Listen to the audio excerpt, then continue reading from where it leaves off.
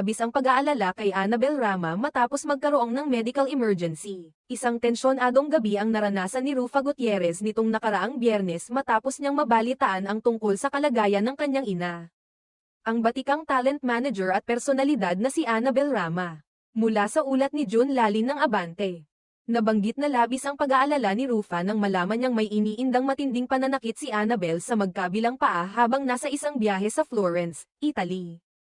Ang lahat ay nagsimula nang kumalat sa social media, partikular sa Instagram, ang isang reel video na nagpapakita kay Annabel na tila nahihirapan sa paglalakad. Makikitang nakaupo siya at hawak ang kanyang mga paa, dahilan upang magdulot ng agam-agam sa kanyang mga mahal sa buhay at taga-suporta.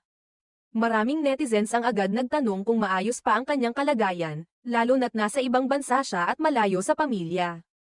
Ayon pa sa ulat, matagal na palang may iniindang injury si Annabel sa kanyang kaliwang paa na